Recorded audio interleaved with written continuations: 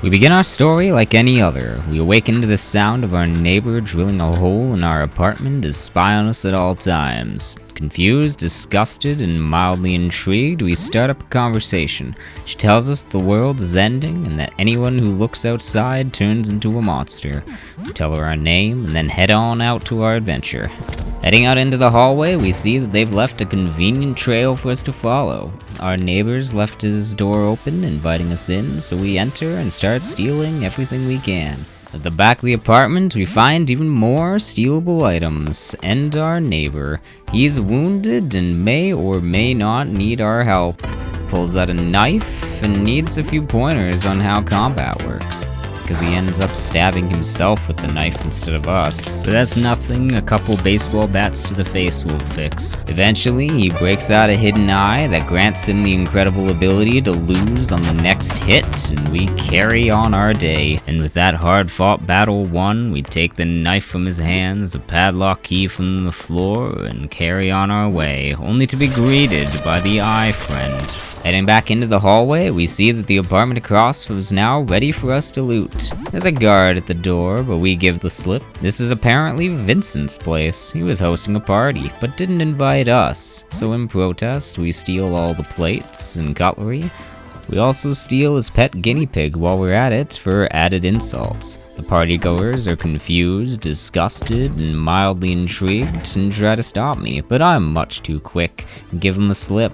Get jumped by the guard out front and politely inform him that someone has stolen Vincent's pet guinea pig, and the guard hurries off to investigate while we make our way to the padlocked door. Upon entering the second floor, we encounter a resident in need of help, so our noble and virtuous self leaps at the opportunity to borrow everything they own.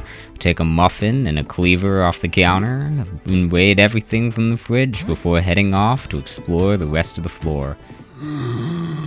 Reaching the end of the hallway, we hear some noises that probably aren't coming from us. We pick up a key and proceed to be chased by a giant monster. We get caught on a wrong turn, so we turn around, clench our fists, look them dead in the eye, and flee like the coward we are.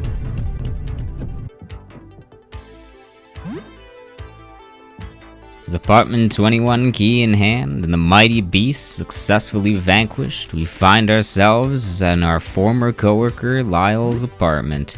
As usual, we partake in all of his things before offering to trade. We want his photo paper. He wants to give us a kiss. We are confused, disgusted, and mildly intrigued, so we agree. Photo paper acquired, and we get to cross off having a hot, passionate makeout session with a many-armed weirdo from our adventure bingo card. I see this as an absolute win. He takes a photo to make the moment last longer, so we ask him to give us a copy when we come back for our next session. Anyway, photo paper acquired, now it's time to move on. Going through Lyle's apartment, we make our way through some more rooms and find ourselves on the first floor. After stumbling through the looping corridors for a bit, we find an apartment where we're greeted by the most terrifying sound we've ever heard. Proceed to get jumped by some rats, steal grandma, and then head off to steal more things. After stealing some things, we decide that rats are no longer worth running for, and it's time for them to be baseball batted.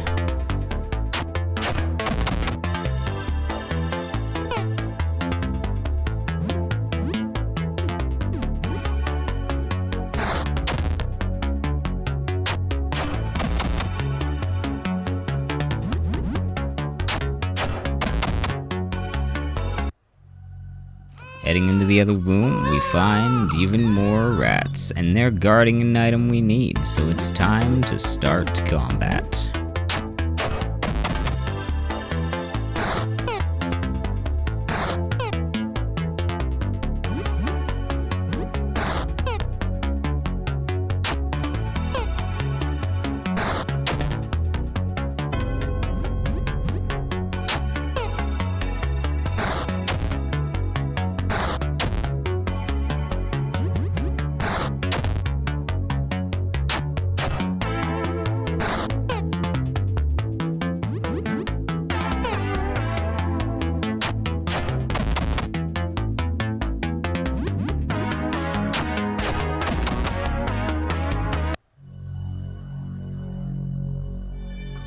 With the rats vanquished, it's now time to take what we need, the key to that child's safety barrier. Checking on the crib, we find that the source of the noise was not a demon, but was in fact an ordinary child. We decide we aren't ready to be a parent, so we put it back into the crib and set off to find the finest milk and cigarettes in all the land. We stop and think. Children yearn for the mine, so maybe we can find a use for it. So we return, take the child with us, and continue exploring the first floor. After what feels like an eternity of walking, we encounter the floor's guardian, give it the slip, and find our way to apartment 13. And are greeted by a talking wall. This wall is a connoisseur of the finer foods and offers to trade. The child has found their purpose at last, and we feed them to the wall. The wall gets its meal, the child gets a purpose, and I get the Earth Disc. Everybody wins. With the Earth Disc achieved, we now spend an eternity walking through the looping hallways yet again, and find our way to a door that requires the Earth Disc to open. Inserting the disc, we find ourselves face to face with a worthy opponent. So we run away, grab the Mars Disc, and then escape back into the hall. Now that we have both the Earth and the Mars discs, we can finally unlock the door to the stairway and then unlock the door to the ground floor. This is it. We've done it. We've reached the ground floor. We have access to new adventures, new things to see, new people to steal from. With a newfound excitement, we head off to the apartment entrance and get hit by a bus. We awaken to find that we've now been isekai'd to another world. For now, we'll call it the ground floor. Usually how these stories go, we must first speak to the king and be sent on a quest to slay the demon lord. But unfortunately, the landlord doesn't wish to see us yet, so we first have to look around.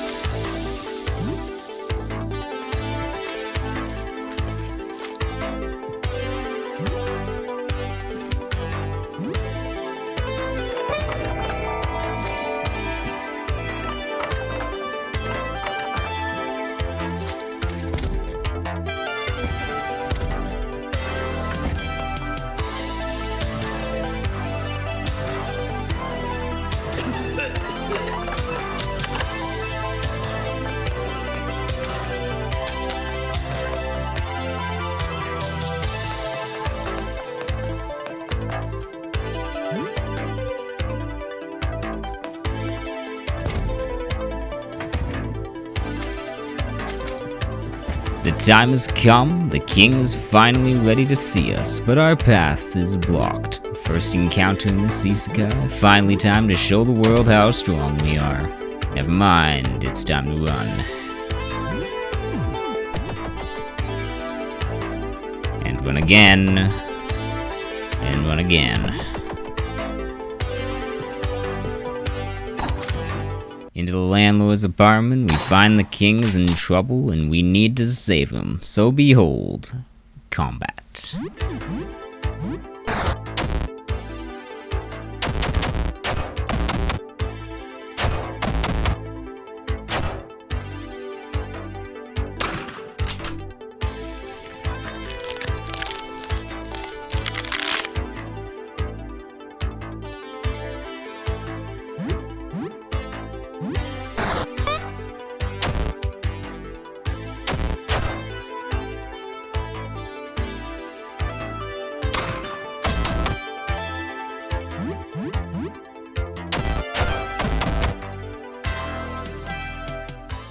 The king thanks us for saving us, but somehow has forgotten why we're here. So we need to answer some questions to prove we are who we say we are, and then he'll send us on our first mission. We have to go to the bathroom and fetch his medication. Now, we've already forgotten in those seconds what he was looking for, so we simply take everything and then leave. Apartment upon arrival seems a bit different. Seems the landlord is renovated in the past few seconds that we've gone. It also appears that we've been isekai'd to a pay-to-win world, because in order to continue, we must first unlock more of the apartments via microtransactions. So we first steal some money from the king's royal drawer and then pass through the first paywall. Then the second paywall. And then the third paywall. Now with those mighty paywalls vanquished, we can finally start looking for the key to the basement. We've given every enemy the slip so far, but this one, it's not going to be escapable, so it's time that we start combat.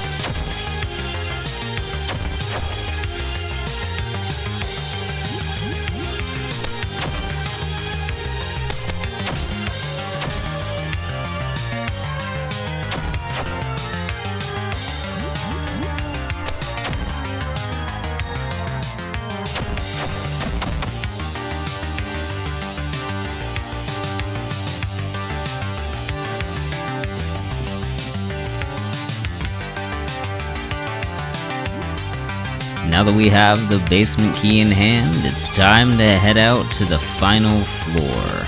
It is guarded by a fearsome beast, but we're an expert in cowardice, so we give it the slip and successfully reach the basement.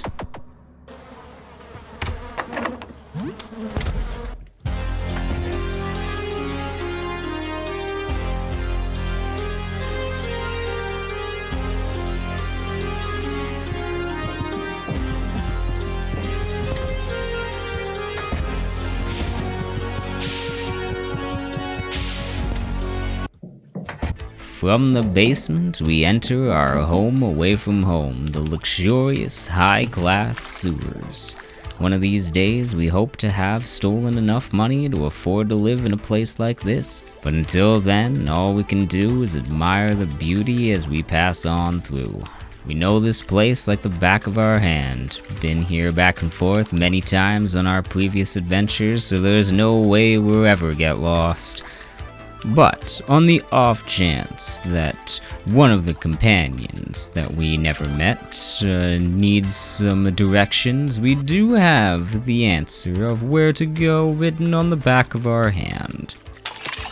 Now that we've reached whatever this is, we're gonna hit it for some reason that I am not quite sure, and then we're gonna start moving the other way. There's a boiler beast chasing us, but that's no problem. Our legs are strong and we are fast, so we can just outrun it.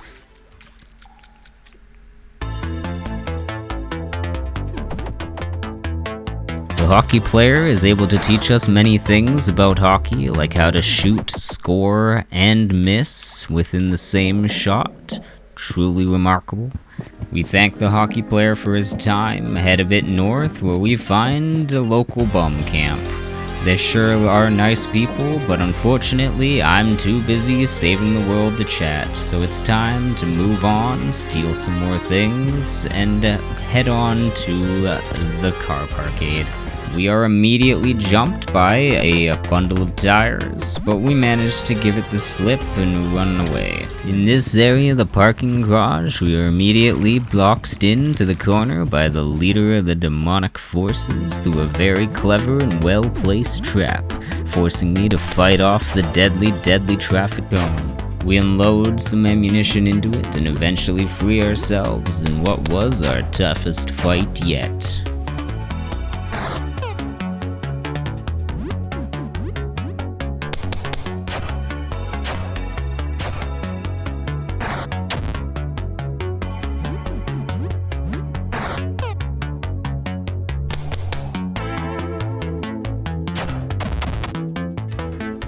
Moving on further, we do what we do best, run from the cops. They send in some backup, but we manage to make our escape anyway and head on to the next section.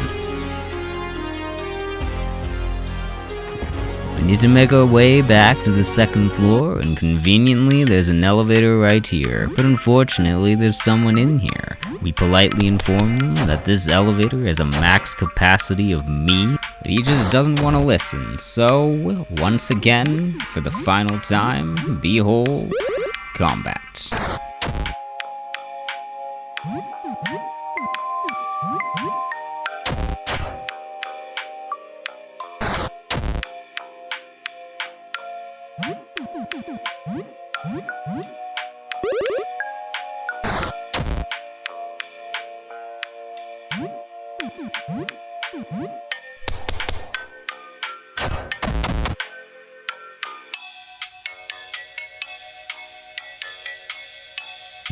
With the elevator clear, we're now able to enter the second floor. Some creepy things are trying to get in our way, but they won't stop us. We enter the apartment, and we're going to go steal some guy's manuscripts.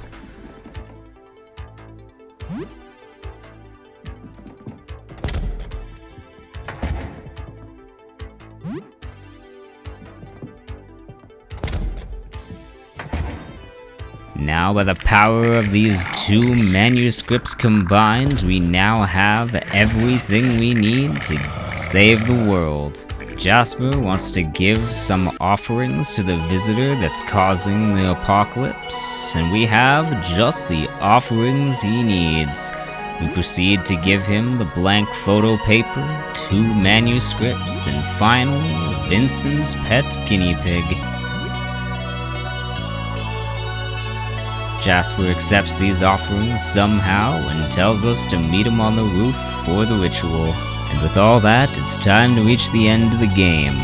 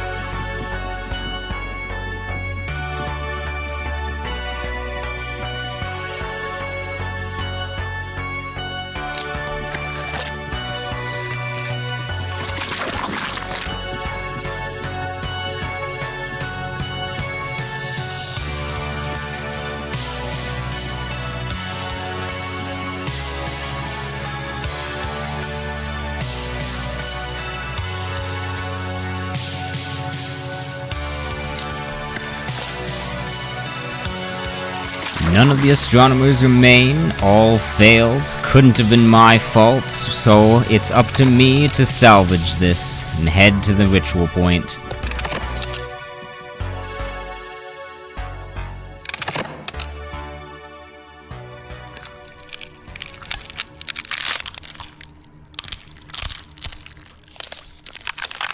Well, what can you really expect from a guy who never talked to anyone and just picked up things off the ground? Anyway, if our failures cut short by the sick number of achievements and a fantastic S rating for finishing in just one day. Thanks everybody for watching, hope you enjoyed the video, and I'll catch you in the next one.